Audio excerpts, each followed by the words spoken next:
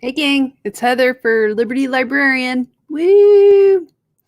It's another Thursday in a polar vortex of fun here in Minnesota. It is very cold today.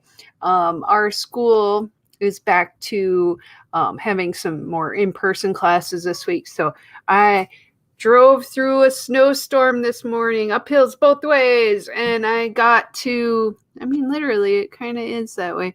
But I went to work, and there were some people there. I had a student worker work with me, and it was really pretty good.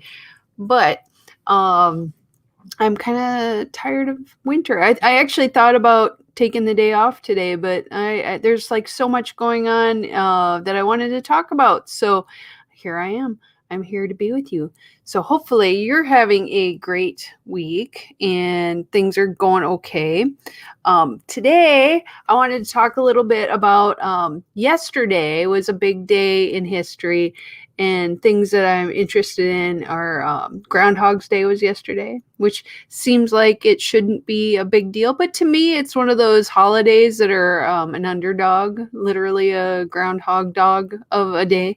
And there's also yesterday was an important day to me. The day the music died, the Buddy Holly, Richie Valens, Big Bopper plane crash. And I want to talk a little bit about that. And I have intellectual freedom news if we have time. I don't know. It's just like with winter here, it gets really long, and I've been having a hard time lately just staying focused on everything. And uh, I hope you guys are doing okay, but I just have been feeling like this never ending pandemic stuff is wearing everybody down and it's wearing me down. But I think there are things that are more important than our short term misery. I think there's always going to be misery. I think there's always going to be something. And we've just had it so good for so long that we forget what misery actually is. So, one of the things I think about with Groundhog's Day is that it is looking forward to the spring and the warmth. And the history of Groundhog's Day is actually kind of interesting. Um, the very first Groundhog's Day was February 2nd. So that in 1887 of all days. So this is our, just like in the movie, the rodent meteorologist is from Gobbler's Knob in Puxatawney, Pennsylvania. So Puxatawney Phil, the very first one was back in 1887. So they've been doing this forever. Over 100 years. So it's a tradition that says if a groundhog comes out of its hole on the day on February 2nd and it sees its shadow on the ground, it gets scared and runs back into its burrow, predicting 6 more weeks of winter weather. No shadow means an early spring. So it actually ends up being about the same either way. There's like early spring. What's early? Is it going to be 5 weeks? They haven't really gotten that. But so I think from what I saw in the news, it looks like we're going to have 6 more weeks of winter. But that's okay. So what I looked up, I'm going to have a little sip. I'm having my hot tea tonight. And it's the lemon drop of sunshine one because I need more sunshine in this dark time. So let's see. Before I get it, I'm going to just put my comments on. And I think I'm going to turn off my email because if I don't do that, it'll yell at me the whole time. Don't yell at me, email. Okay. So getting there. So much stuff. I need a tech support person, right? Okay. So Groundhog's Day. Originally has its roots in an ancient Christian tradition of Candlemas. Oh, I turned off my email, I promise. It just didn't want to turn off. It's like one of those things where you have to give it permission. Just turn off. I could have done this before. Oh, and Andy's home too. Everything is all going so well. Ha. So, Candlemas. Candlemas is an ancient Christian tradition, and the clergy would bless and distribute the candles. They'd get a bunch of candles, they'd bless them and give them to the people. And the candles would actually represent how long and cold the winter would be, which kind of seems pagan to me. I think they must have stolen that from something. But Germans had expanded on the concept of Candlemas by selecting an animal, the hedgehog, as a means of predicting weather. So once they came to America, the German settlers in Pennsylvania continued the tradition. Although they switched from hedgehogs to groundhogs because that's what they had there. So, I mean, like here in Minnesota, we could have, I don't know, like beavers up north or squirrels. Oh, if the squirrel comes out of the tree and sees its shadow, it's an early spring. So look to your rodents if you don't have it. Don't feel like you are left out. So the Candlemas, they call Pennsylvania the Keystone State, which I think is really interesting. So groundhogs are also called woodchucks. So if you hear those names, they're kind of synonymous. The scientific name is Marmota monix, and they are pretty big little critters. They're about 12 to 15 pounds, bigger than a cat, and they live about 6 to 8 years, which for an animal in the outdoors, that's pretty good.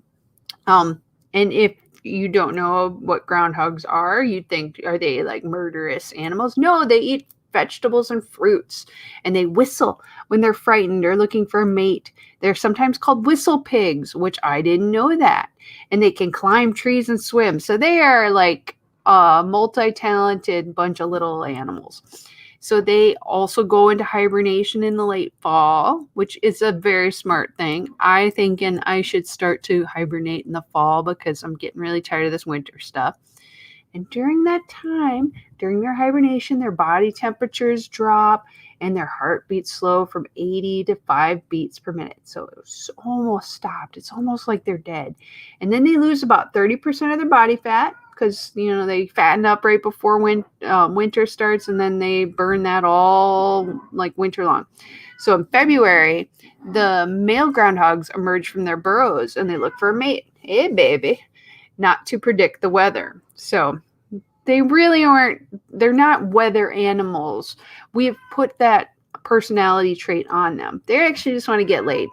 So before they go underground again, and then they come out of hibernation for good in March. So they come out in February going, hey, I've been sleeping for a while. I want to get some nookie. And then they get nookie and they're like, okay, tired. Let's go to sleep until March. It makes sense when it's nice and warm outside. Then you want to go outside and eat and party, right? So groundhogs have it made. They actually really have an interesting life. If only they lived more than 6 to 8 years. They are pretty smart. So the story goes, in 1887, a newspaper editor belonging to a group of groundhog hunters, so they actually went out and hunted them from Puxatawney, they actually had a club called the Puxatawney Groundhog Club, that Phil, the Puxatawney groundhog, was America's only true weather forecasting groundhog. So they had made this whole thing up. The line of groundhogs that have since been known as Phil might be America's most famous groundhogs. But other towns across North America have their own groundhogs. So it's not the only town that does it. There's Birmingham Bill and Staten Island Chuck. And how do you say this? It's Shubenacadie Sam. I probably botched that. But what everyone focuses on, and I especially, is the beloved 1993 movie Groundhog Day. Starring Bill Murray, right? It's an amazing movie, and every Groundhog Day I watch that movie. So I watched it the other day, and it's one of my all-time favorites. And if you know what Groundhog Day is like in that movie, is he wakes up on it's Groundhog Day, he's there as a newscaster to cover the story, and the day keeps resetting. He lives the same day over and over and over and over again, almost to the point where he thinks he's like a god. So, and what's interesting to me is he starts off doing really dumb things and, trying to figure it out. But after a while, he just like learns everything, gets to know everyone, tries to fall in love. It's quite amazing. So today, tens of thousands of people converge on Gobbler's Knob in Puxatawny each February 2nd to witness Phil's prediction. And now the Puxatawny Groundhog Club hosts a 3-day celebration featuring entertainment and activities, which not as much probably this year with the pandemic, but I do think it is quite awesome. And like some more facts about that Groundhog's Day movie is it kind of led to a lot of other movies doing kind of copycat things, like getting stuck in a time loop. Time loops are really interesting story tropes. I just watched, oh gosh, what was that one called? The Russian Doll on Netflix. Very similar idea, but a little darker. She gets killed and she wakes up and she goes to the same day over and over and tries to figure out how to break herself out of the loop. And there's one on Hulu. Oh, what is that? Let me look real quick. I'm gonna.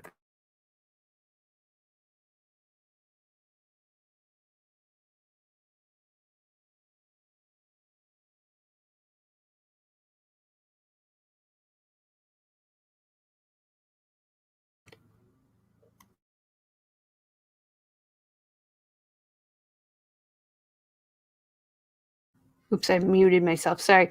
It's called Palm Springs. I keep wanting to call it Pacific Rim, and I'm like, that's a kaiju movie, and it is not the same.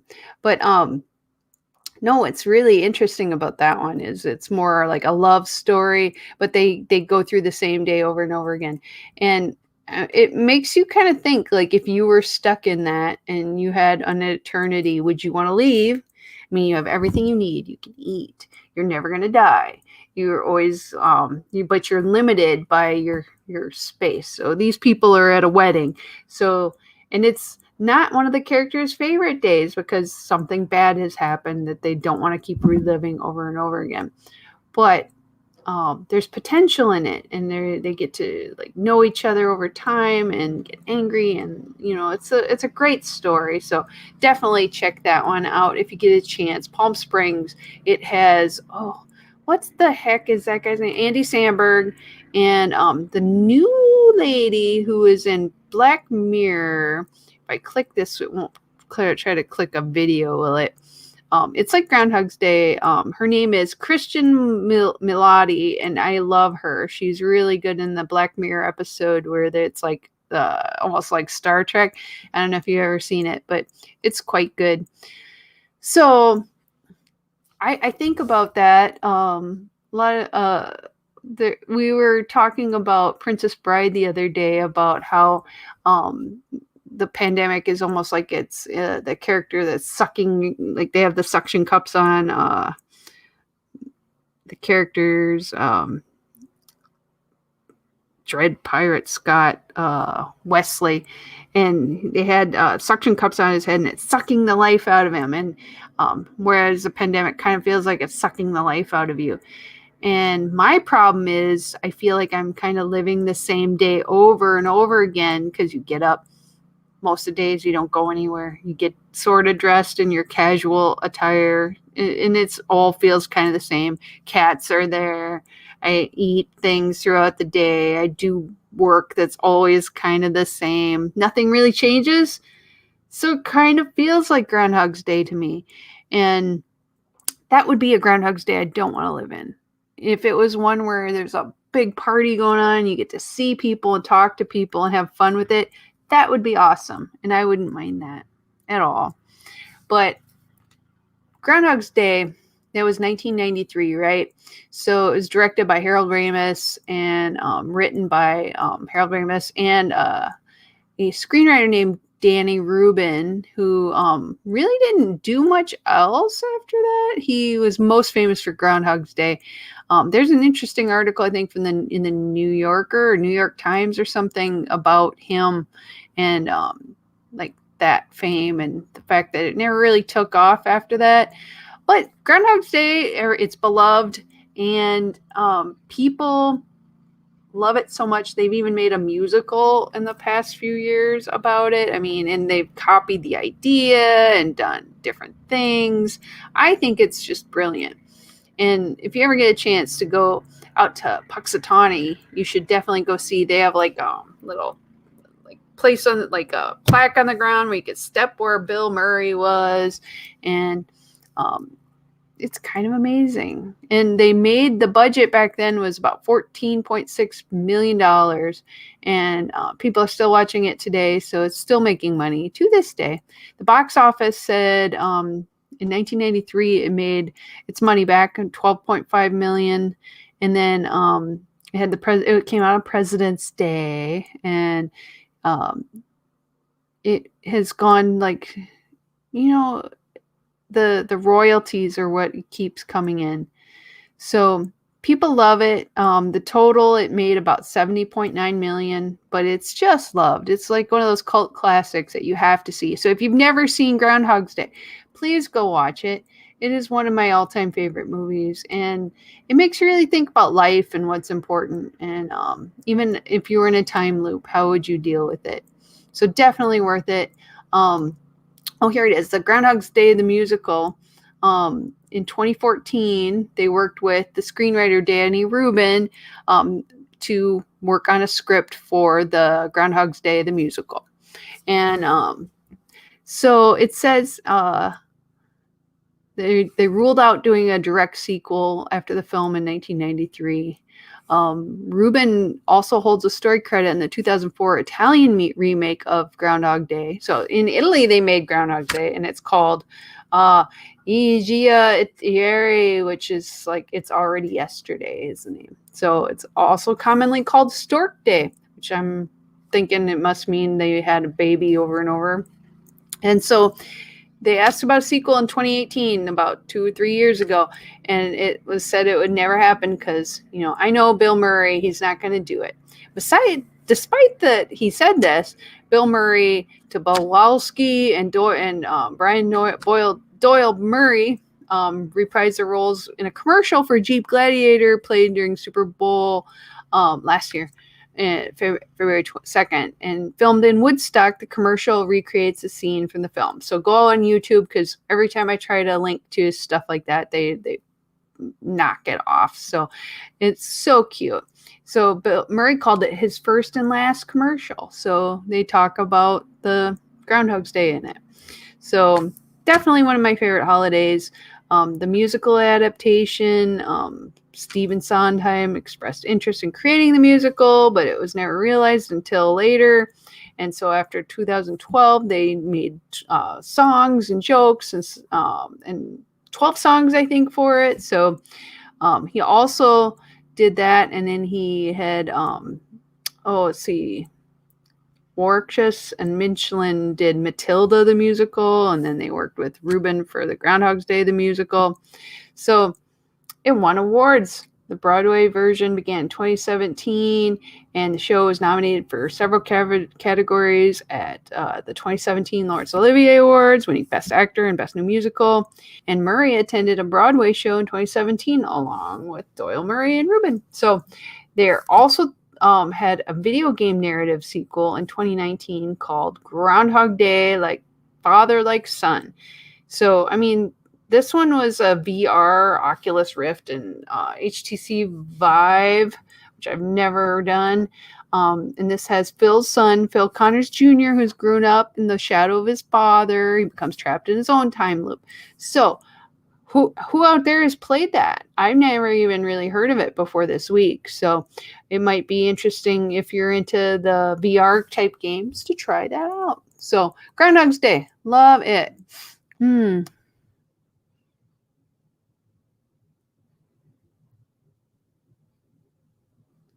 Okay, so that is one thing that has happened, and I'm going to switch gears because the other thing that happened this week is the day the music died. And in my family, it is actually quite an important holiday. What the day the music died is February 3rd, 1959. Buddy Holly, Richie Valens, and the Big Bopper. And Big Bopper's real name was J.P. Richardson. And they were killed in a plane crash near Clear Lake, Iowa. And I am from originally Mason City, Iowa. And the pilot was a man named Roger Peterson. And this is close to my family life. And they call it the day the music died because the singer-songwriter Don McLean referred to it in his 1971 song, American Pie. So you hear, bye, bye, Miss American Pie, drove my Chevy to the levee. Yeah, that's it. That's that song. So that's what it's about. And it's about the time in history where all things are kind of like everything's on fire and everything that we think of as good and pure has changed after that moment. So it was before the 60s. In the 60s, everything changed. But in my family, one of the things that it's really hard to talk about sometimes is because my grandfather was directly involved with this. His best friend, my grandfather, Dwayne Mayfield, his best friend was the pilot, Roger Peterson. Now, they were good friends together in Mason City. My grandfather was deputy sheriff in Mason City, Iowa, for Cerro Gordo County. And it was winter, and my grandfather, I'm going to read a thing that I had shared with my aunt a year or two ago, and I'm just going to read it straight off. Let's see if I can find it again. Here we go. February 3rd, 1959, 57. 59. I wrote it wrong. Way to go, Heather. Has always been called the day the music died, when Buddy Holly, Richie Valens, and the Big Bopper passed away in a plane crash outside of Clear Lake, Iowa. But to me, it's the story of my grandfather, Dwayne Mayfield, deputy sheriff of Mason City, whose best friend, Roger Peterson, begged him to let him fly the rockers to their next show. My grandpa liked big band music anyway, so he had said that would be fine. The sheriff was out of town for it was like a police conference, so my grandfather was in charge. And early that next morning, he got a call about a plane crash. So he was one of the first on the scene, and he had to fingerprint the bodies, including that of his best friend. So when I talked to him about this in high school, I interviewed my grandfather for our high school newspaper. And I could never get that around my head, that like you would be the person that would have to go to a crime scene and see dead bodies, and one of them is your best friend who had begged you to let them fly this plane because they loved the musicians that were there and they wanted to get to meet them. And it was horrific. And he had said that he really regretted having Roger talk him into it, because he had said he never would have taken a bunch of rock and roll musicians and let them make him fly that night. If it was bad weather, he would never have done it. And he was the one who was originally supposed to fly them. So it would have been very different. And you just feel things in those moments where things change. And it can change your life forever. And I don't think he was ever the same after that. I honor his memory. And every year I think about that. And it gets further and further away. My grandfather's passed away for many years now. And it is a really sad thing. But right? Hi, Charsty. It's nice to see you. And it's one of those... It's just really hard, it's you see somebody and you hear people talk and you see all these movies about Buddy Holly and like Richie Valens. And I mean, I remember in high school going to see those movies, and it's definitely... Did you steal my phone? Oh, thank you. You see them, and it's about these celebrities, and they a lot of times make the pilot seem like he did something really wrong, and people make mistakes. And sometimes mean, I've met so many people who've gotten car accidents in winter. I mean, it would make sense. It seems a lot more difficult to fly an airplane in the winter. And somebody big and important begs you to make this flight so they aren't late for their next gig. You'll probably try to do everything you can.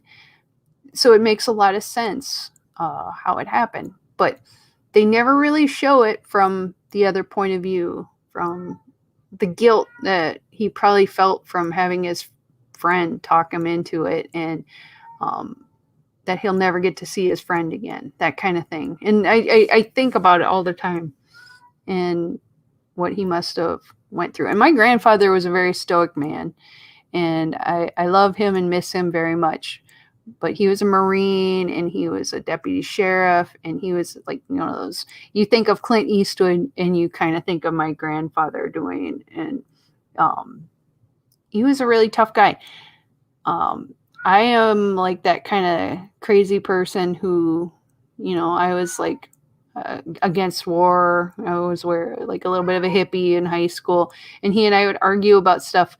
But I think he kind of liked it because, you know, everyone else would just sort of like go along with him because he's scary. He's a scary guy in a lot of ways because he was so tough, you know.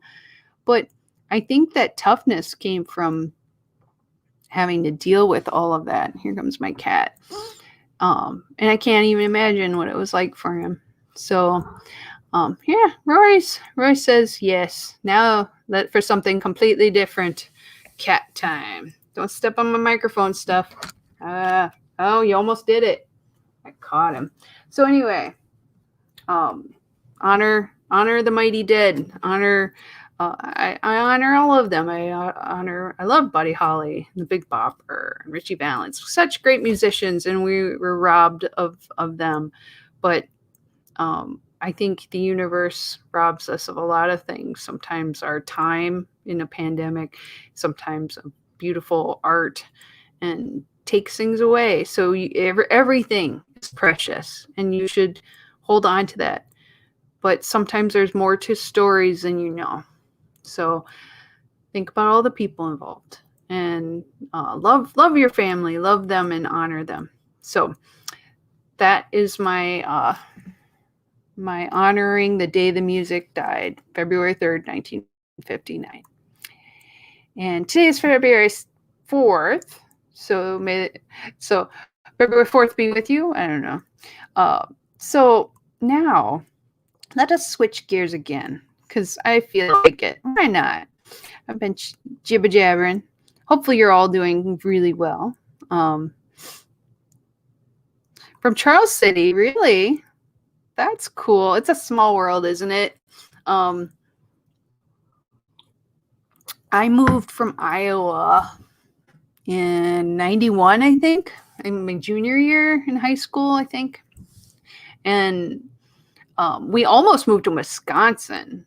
Oh, Wisconsin, which I liked actually, but we lived in the middle of nowhere in Wisconsin, so that wasn't so fun.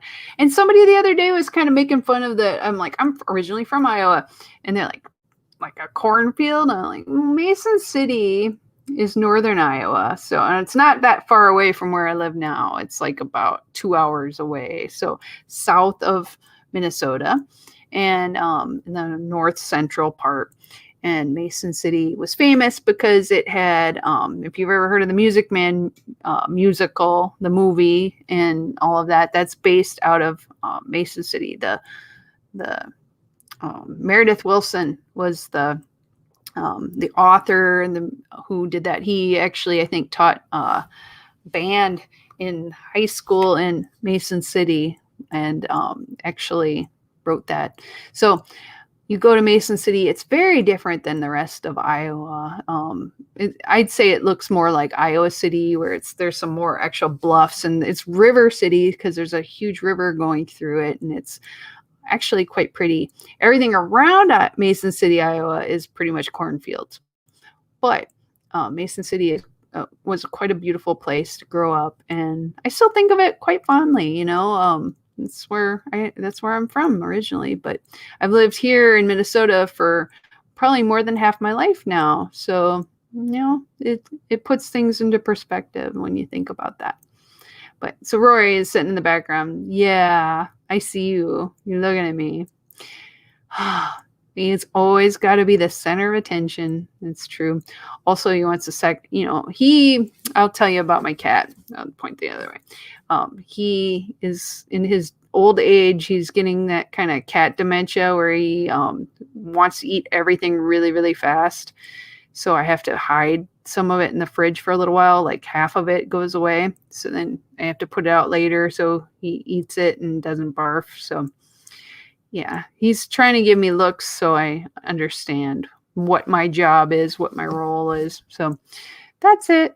And he has often lately like showing up during Zoom meetings. So he just thinks it's funny. But anyway, so that is my story about my grandfather. Someday I should write it down. I think it would be a good story to write and it would be very cathartic. But I would like to write it while all my aunts and uncles and my father and my grandma are still around. So I'm hoping I can get something written down. The anniversary will be in about another 8 years. So I think that's my timeline. I have to finish it before that. So I gotta light a fire under my butt, get going with things, right? So intellectual freedom news. Dun, dun, dun. Let's talk about that. So, oops, I opened a window and I closed it right away. Let's see where it went. There we go. Intellectual freedom news is always something that's near and dear to me. I actually met this week with the Minnesota chapter of the Intellectual Freedom Committee, and we are hoping to have some presentations at Minnesota Library Association Conference next fall, which will be virtual again. I don't know when we'll actually ever have a live conference again. I'm hopeful by next fall we'll start having more and more, but you never know. And then they're also doing ARLD, which is Academic Research Library Division. So they're going to do that in April, I think. So I don't think I can do that one, but I'm going to try to present at MLA. So intellectual freedom news is near and dear to me. So I always do share a little bit of the national and international news with you every week, and I get a lot of my news from the Intellectual Freedom News blog from American Library Association. So if you are addicted to it like I am, you should be reading that, and you can get it sent to your email box every week if you subscribe. It's worth it. So what's new, Heather? Yeah, what's new? One of the things I wanted to talk about this week, where did it go?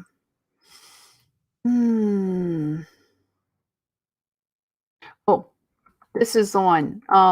It's more of a college and university based one, but a lot of schools and in general have gone to virtual settings. And on the Verge website, they have an article about university will stop using a controversial remote testing software following student outcry. So what they're doing is they're very worried that students are cheating because, reasons. People like anytime you have tests, people are worried there's going to be cheating happening behind the scenes. So University of Illinois Urbana-Champaign announced that it will discontinue the use of remote proctoring software called Proctorio, which sounds like it's a proctal. You get like your rectal exam. No, probably not. After this summer. So they're going to stop it. The decision is almost a year of outcry over the service, both on their UIUC's campus and around the U.S., citing concerns about privacy, discrimination, and accessibility. So what is it? First of all, it's a prominent software platform that colleges and universities use to watch for cheating on remote tests. What it does is it uses machine learning and advanced facial detection technologies to see what you're looking at and to record students through their webcams. So it's watching you while you take your test. And they monitor the position of their heads. So if your head's looking off to the side, Are you cheating? You could be, maybe. And it says it flags suspicious signs to professors who can review the recordings and decide for themselves. The platform also enables professors to track the websites students visit during their exams and bar them from functions like copy and pasting and printing. Through Proctorio and similar services have been around for years. So this isn't anything really new. The thing is, it's gotten the AI in it is what is a little more nerve-wracking. So um, a lot of since US around the US and around the world with the pandemic, people are forced to do almost all of their classes online now. So students and instructors at the universities around the country have spoken out because the widespread use of this software, it causes huge test anxiety. It violates privacy and has a potential to discriminate against marginalized students. In an email to instructors, um, ADA coordinator Allison Kushner and Vice Provost Kevin Pitts wrote that the professors who continue to use Proctorio through summer 2021 are expected to accommodate students that raise accessibility issues, and the campus is investigating longer-term remote proctoring options. It's been controversial. Over 1,000 people signed a petition calling the university to stop the service. It says Proctorio is not only inefficient, it is also unsafe and a complete violation of student privacy. So many campuses where remote proctoring has faced backlash. In Miami, they got over 500 signatures, over 3,500 signatures at the University of Regina, using a different software called Proctor Track. So people are really hating it. There's 1,200 signatures at a petition at the University of Central Florida to dump a program called Honor Lock. It's very similar. There's so many of them out there to stop cheating. Professors and staff have criticized the service as well. So it's not just coming from the students who they're like, oh, they just want to cheat, right? No. There is Electronic Privacy Information Center filed a complaint against the Proctorio, along with 4 of the other test proctoring services, claiming that the service's collection of personal information amounts to unfair and deceptive trade practices. So it needs to stop. Even U.S. senators have gotten involved. The coalition, including all Dems, Richard Blumenthal, Elizabeth Warren, and Cory Booker, wrote to Proctorio citing a number of concerns about their business practices, and students have run head on into shortcomings of these technologies, shortcomings that fall heavily on vulnerable communities and perpetrate discriminatory biases. So that is a huge problem. And a lot of them do revolve around security and privacy, which is important to me too. It gives recordings that gives instructors and service access to some of the test takers' browsing data, which is nothing to do with the test. And not only that, but it might be looking at, let's say you're like me and you have a million tabs open and you put it in the background while you're taking your test because you're going to do your school stuff and then you're going to go back to what you were looking at. They can see what you looked at. That's not cool. They shouldn't have any access to that. I'd say if they're going to look at anything, it should only be what you're looking at during the test. And even then, I think that's even questionable. Really, it hurts yourself if you don't learn it. I mean, that's what it comes down to. Cheating is sucky. It is sucky. But if somebody really wants to cheat, they're going to figure out how to do it. The worst thing of all of it is that they don't actually learn anything. And then they go out in the world as kind of dumb humans. And that is a sad thing because most of the time when you're in college, you're paying for college. So if you paid for this, you took out student loans, why would you not want to actually learn the things that you're supposed to learn? Cheating is cheating yourself, right? That's my Pollyanna thing that I'm going to say about it. So accessibility is the other concern that they bring up again and again. Students have reported not having access to a webcam at home or enough bandwidth. I live in an area that sometimes has shitty internet. This can be held against the person. Um, if you have a service like Proctorio and if you have difficulty identifying test takers with darker skin tones because the AI isn't smart, a lot of times they train AI with white people. I mean, really, it's things again and again that facial recognition software fails people of color. And they found that also people with certain disabilities are actually flagged because like sometimes somebody with autism or Asperger's, they may have kind of weird, like not weird, but unique body movements, and the way their eyes move may be different than somebody who doesn't have that going on. So oh, it's just so much. So we live in this big brother time, and on top of it, you're in school and they're going to be watching you at home. That's all anybody needs, right? So they're definitely going to be looking at other options, and you may see an end of a lot of it after this summer. And then next year, maybe they'll come up with some other new way to invade student privacy. So that is my news on that. What was the other one? There's a crazy privacy feud last week between Facebook and Apple.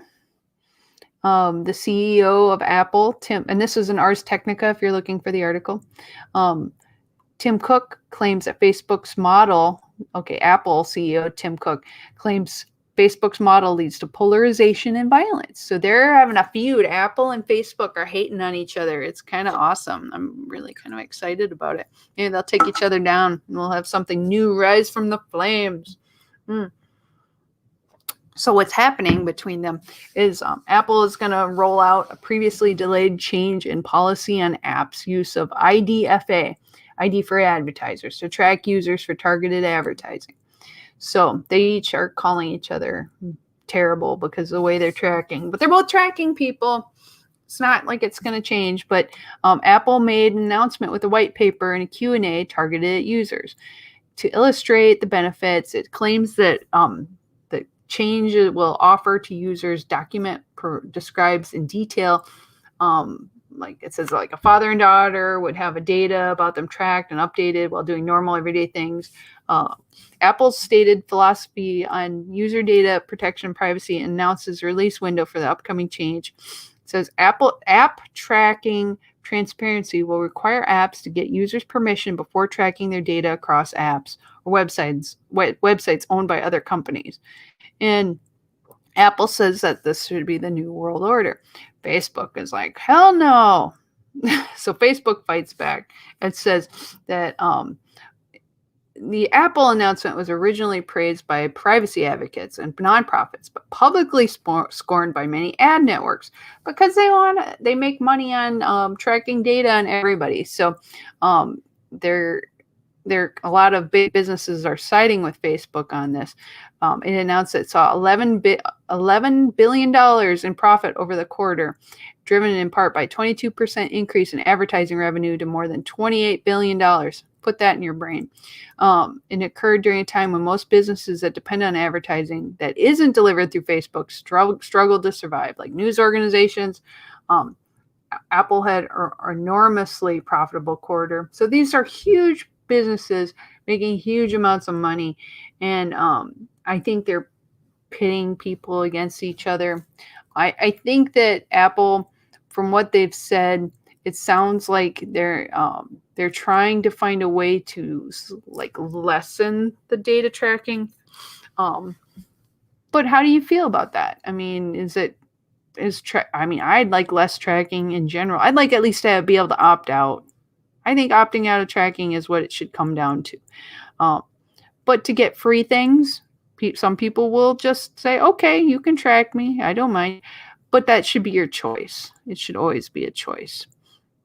So keep an eye on it. Facebook and Apple are head to head. They're going to definitely be fighting for a while. And I mean, like one of the articles that they mentioned this week is also Facebook users' phone numbers are for sale through a Telegram bot. So if you think your data is not only being tracked by Facebook, but it's being bought and sold and hacked, and like there needs to come a time when there's limitations on what they can share and what they can find out about you. And going between apps is the problem. It really is. So we'll see. I don't think anything's going to come from it. I think a lot of it is just them trying to make themselves look good, and they're going to keep fighting. So the other one I wanted to do,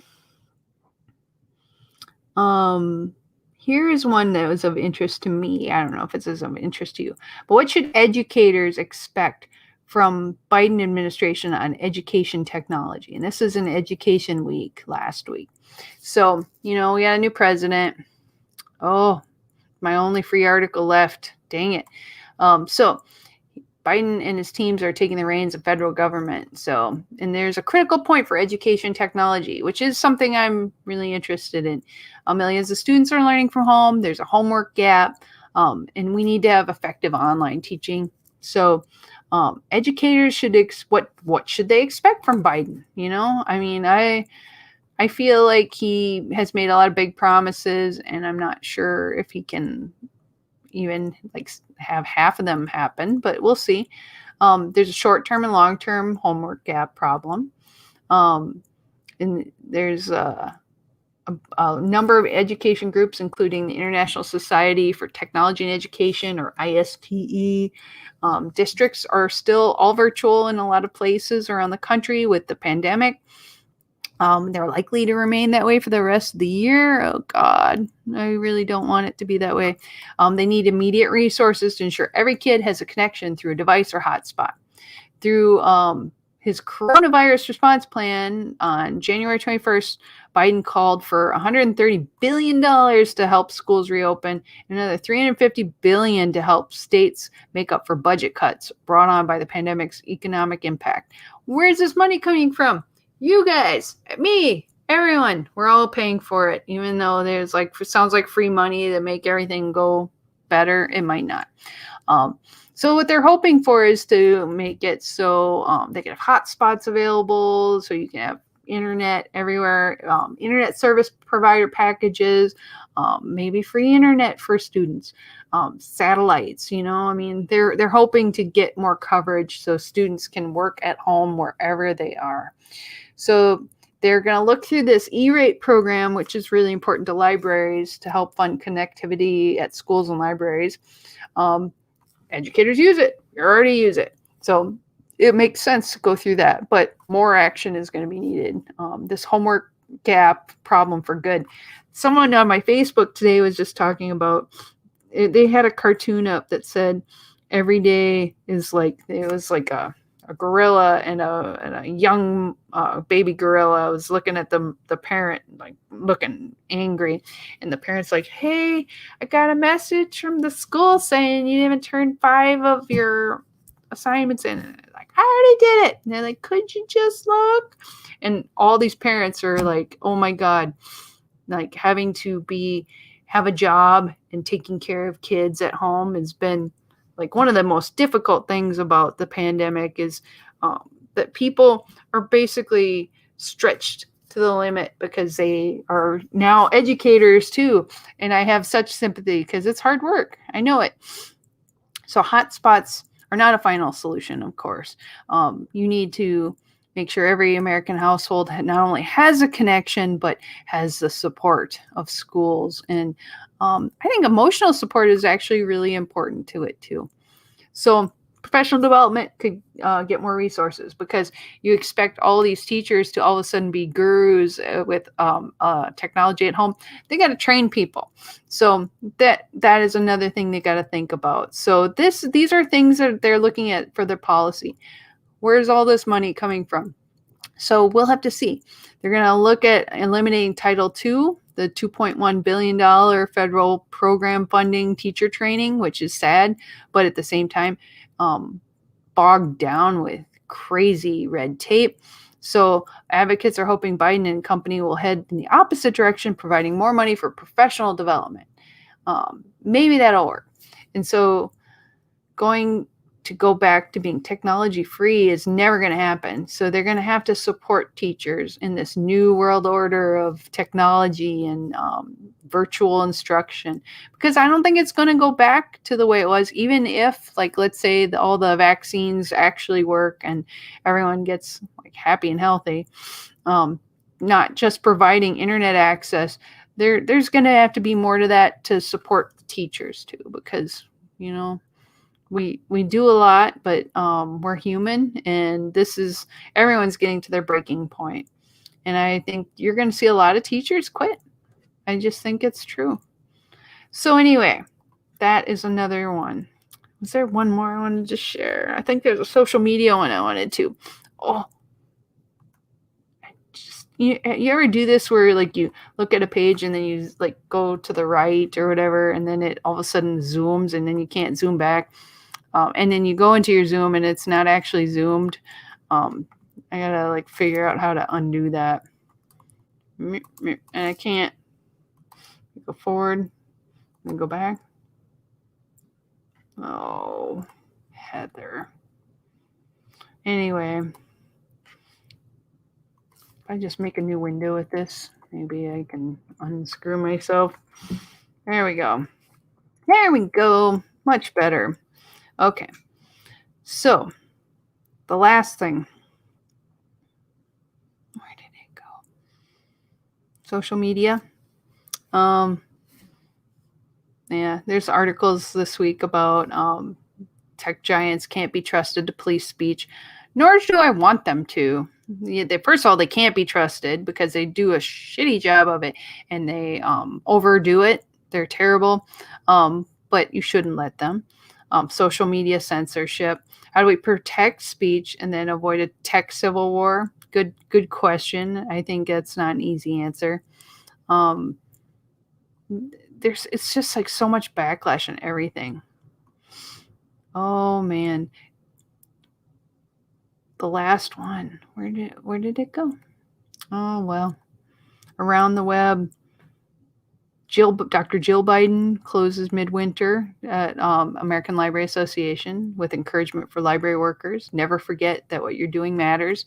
And that is good. I think people in all areas that are frontline workers need to remember it's hard work. We're all doing the best we can. And it may seem like we're in a Groundhog's Day situation where the day keeps going again and again and again and again and again and again. But you know what? Even Groundhog's Day, he got out of it. So maybe we just need that perfect combination of a good day and doing the best we can. And maybe we'll like all of a sudden be on the other end of this and go, remember back when we had the pandemic? And we'll be all like old people talking about going uphill both ways on the way to work and all that stuff. Maybe that's all it is. We'll get through it, and we'll have good stories to tell, and maybe some like we'll all be better people at the end. I don't know. So I think that's a good spot to stop.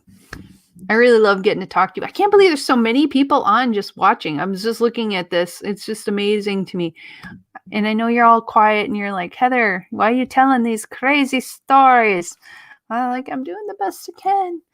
Oh, but when we're all done, let's have a Liberty Librarian convention, and we'll all have drinks together and tell our stories. And I'd love to hear it. And I will have you all on the show, and we will hang out, because that's all I want. Is I just want to see people again and have things kind of back to normal. So hope you had a good, happy Groundhog's Day. Hope that you think about, where you've been and where you're going, and have a great rest of the week. I really love getting to talk to y'all. Take care, and just be good to each other. Be good to yourself. You deserve it. We all deserve it. So see you next week. Love you guys.